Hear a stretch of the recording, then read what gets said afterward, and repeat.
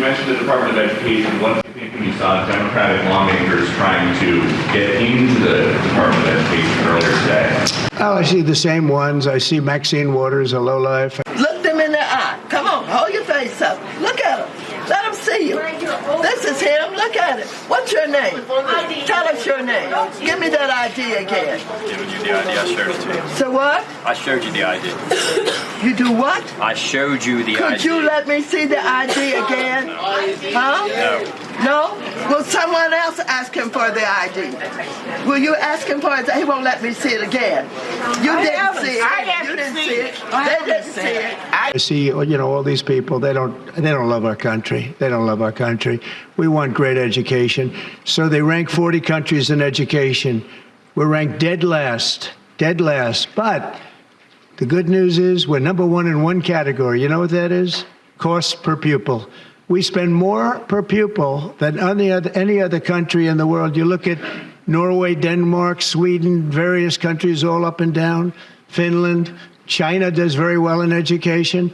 And then you look at us. We spend much more money than they do per pupil or any other way.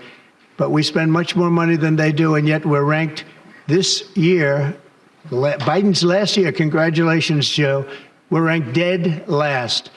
So what I want to see is education. Number one, I like choice. We all like choice.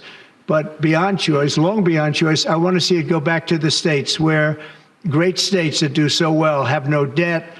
They're operated brilliantly. They'll be as good as Norway or Denmark or Sweden or any of the other highly ranked countries. They'll be, probably have 35 to 38 states will be right at the top. And the rest will come along. They'll have to come along competitively. And by the way, we'll be spending a lot less money.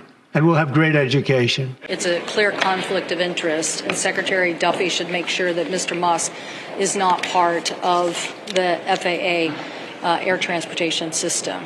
He has been fined for violations. He worked hard to try to get Mr. Whitaker, somebody who was approved 98-0, I think, out of the system.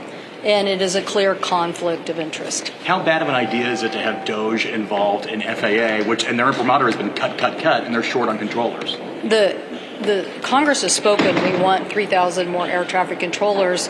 If President Trump and the administration want to talk to Congress about ways to get even more air traffic controllers because they've been working 6 days a week, we will certainly take that conversation. And if they wants to help implement next gen faster, we will take that. And if he wants to help implement standards for both the military and other commercial airplanes to have this what is called ADSB in and out, which gives you more information about who's in your airspace, we gladly welcome that too.